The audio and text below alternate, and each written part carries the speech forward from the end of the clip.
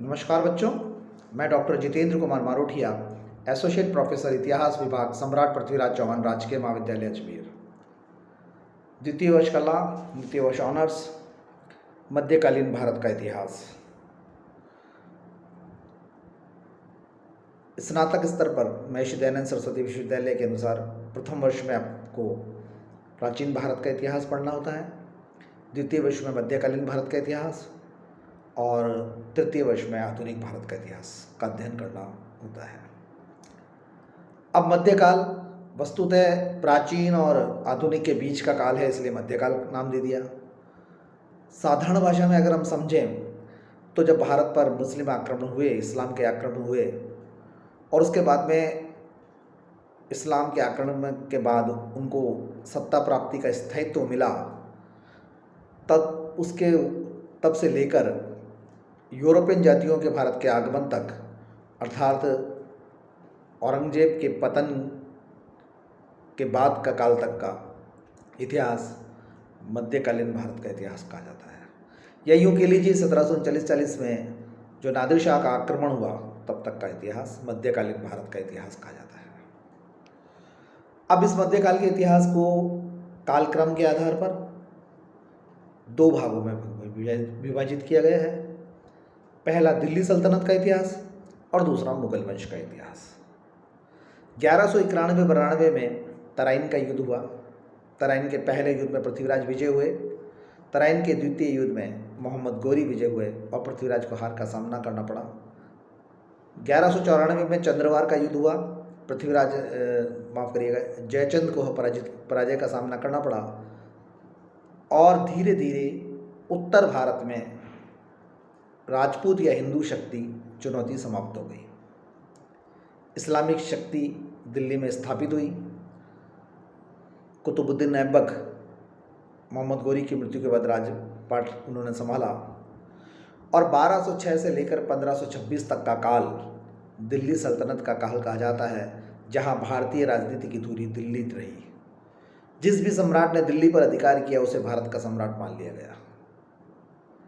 और इस दिल्ली काल में विभिन्न राजवंशों ने दास वंश, खिलजी वंश, तुगलक वंश, सैयद वंश, लोधी वंश आदि ने राज किया। 1526 में पानीपत का प्रथम युद्ध हुआ।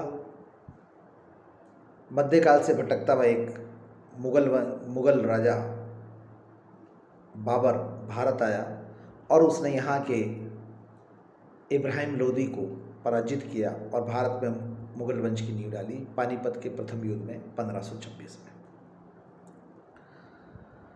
4 बार आक्रमण किए 1520 से लेकर 1526 तक और चौथे आक्रमण के बाद वे सफल हुए और उसके बाद भारत में मुगल वंश की स्थापना हो गई। लगभग प्रत्येक राजा ने, प्रत्येक मुगल सम्राट ने 40-40, 50-50 वर्ष शासन किया और यह युग मुगल सत्ता का रहा युग हो गया।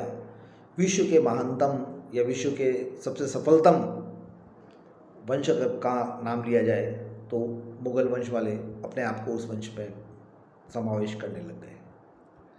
दरबार में इतिहास लिखाने की एक और फारसी लेखन की प्रथा शुरू हुई और इस पूरे मुगल ऐसी बात नहीं है कि जब दिल्ली पर उनका राज्य हो रहा था और वह साम्राज्य विस्तार कर रहे थे तो राजस्थान चुपचाप रहा।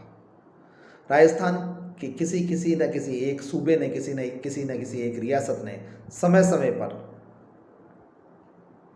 मुगल सत्ता को चुनौती प्रस्तुत की, चाहे वो महाराणा सांगा हो, चाहे महाराणा प्रताप हो, अमर सिंह हो, कर्ण सिंह हो, जसवंत सिंह हो, मिर्जा राजा जय सिंह हो, इन सब ने, और फिर तो उसके बाद सवाई जय सिंह हो।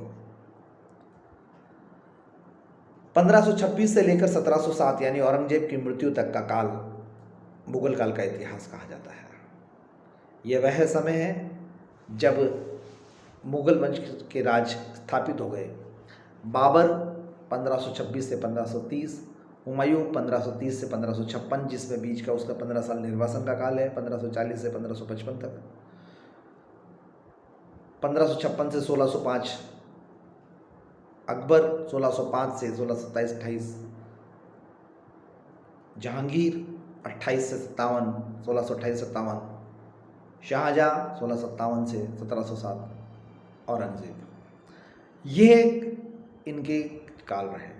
और ये वह समय रहा जब राजपूत राजाओं ने इनके साथ समन्वय बनाया, सहयोग भी दिया, संघर्ष भी बहुत ज़बरदस्त किया।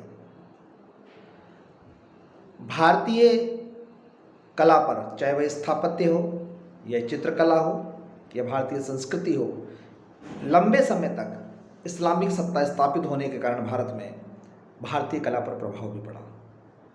एक अध्ययन हमारा वो भी निकलता है, संघर्ष का अध्ययन निकलता है। महत्वपूर्ण युद्ध भी हुए, चाहे हल्दी घाटी का युद्ध हुआ हो, पानीपत का प्रथम और द्वितीय दोनों युद्ध हुआ हो, और एक महत्वपूर्ण संधि भी कहलाती है 1615 की मेवाड़ मुगल संधि। ये सब हमारे अध्ययन के पार्ट रहेंगे। स्थापत्य की बात करें तो शाहजहाँ ने बहुत ऊंची ऊंची इमारतें, बड़ी बड़ी इमारतें बनाई। चित्रकला की बात करें तो जहांगीर का काल चित्रकला की दृष्टि से बड़ा अद्भुत काल था, सफलतम काल था। प्रशासनिक व्यवस्था की बात करें और राजपूतों के साथ में समन्वय स्थापित करके अपने आप को स्थापित करने के प्रयास करें। मैंने फिर बता रहा हूँ, बिना राजपूत के समन्वय स्थापित करना बहुत मुश्किल था। अकबर इस मामले में चतुर निकले और उन्होंने राजपूतों का इतिहास पढ़ा, उनकी मनोवृत्ति पढ़ी, उनकी स्वामी भक्ति पढ़ी, उनकी वीरता पढ़ी, सम्राट और राजा के प्रति उनकी सेवा की भावनाएं अध्ययन की, और एक विशेष राजपूत निधि का निर्धारण कर राजपूतों के साथ में अपना सहयोग दिया, उच्च पद दिए, इसका भी अध्ययन होगा। एक विशेष सैनिक प्रणाली लागू की गई जिसको मनसबदारी व्यवस्था कहते हैं, उसका भी हम अध्ययन करेंगे। ठीक इसी के समानांतर दक्षिण भारत में महाराष्ट्र में एक शक्ति भी स्थापित हुई, मराठा। छत्रपति शिवाजी उस शक्ति के अग्रदूत थे, वो संस्थापक थे, जिन्होंने और मुगलों के साथ में लोहा लिया, नाक में दम करके रख दिया और एक मराठा शक्ति को सूत्रपात किया।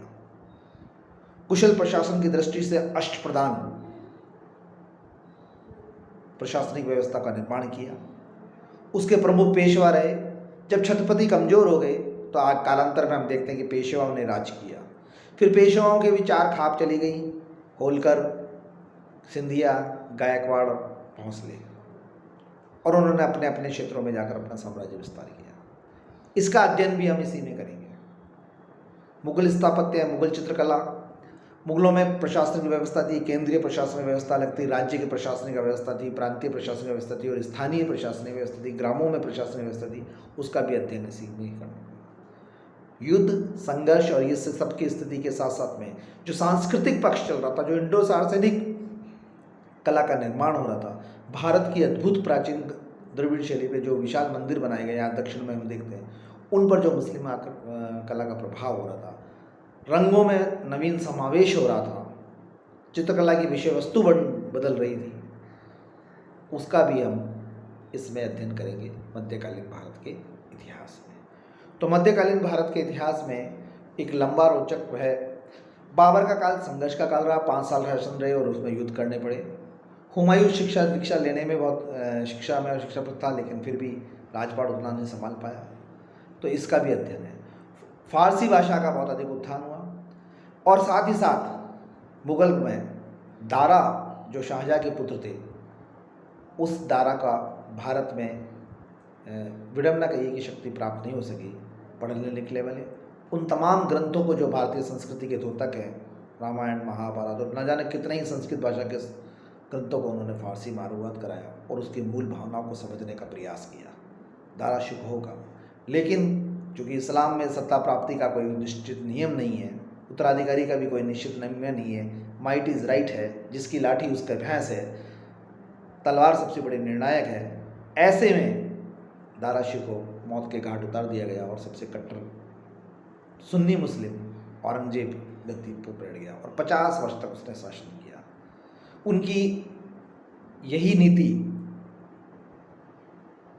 धर्मांधता, अंततः मुगल काल के पतन का कारण बनी और वह युद्ध जो 200 साल से चल रहा था उसमें विराम लग गया।